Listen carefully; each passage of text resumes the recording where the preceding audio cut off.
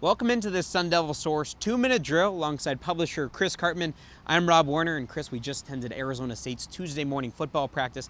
Following the session, linebacker Kalen Thomas talked about winning the Mandrake honor for week 1, saying that it was dope and that it's cool that the linebackers get to start out with it. What does it signify for the group altogether?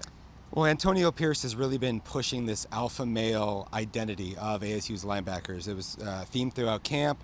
He says there's no great defense. It doesn't have great linebacker play at its heart. And Kalen Thomas winning this award is a sign in the right direction for them. He had a great offseason. They loved his performance in the spring. He carried that through fall camp.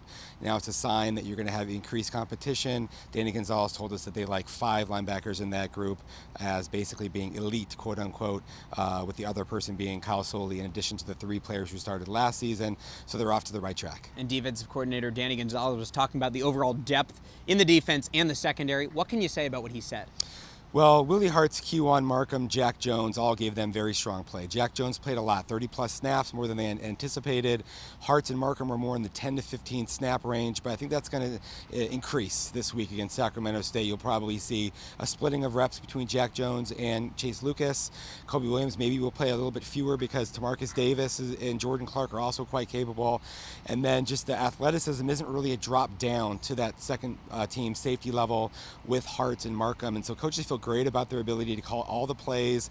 They also think they're very smart players for freshmen, especially Willie Hart's. And up front, they're playing 7 defensive linemen deep in addition to the linebackers. So this is a much deeper, in addition to being a more experienced team this season. And following Arizona State's 30-7 win over Kent State and ahead of ASU's next game against Sacramento State this coming Friday, Danny Gonzalez said that he expects the biggest jump to come after week 1 and between weeks 1 and 2. What did he say about that, and what shows that? Well, it's missed tackles. You don't tackle really in practices going against yourself, and so when you're playing that first game, there's an adjustment phase. I think he said there were 16 missed tackles, some mistakes that are probably showing up in the first game that you're going to get rectified by the second game.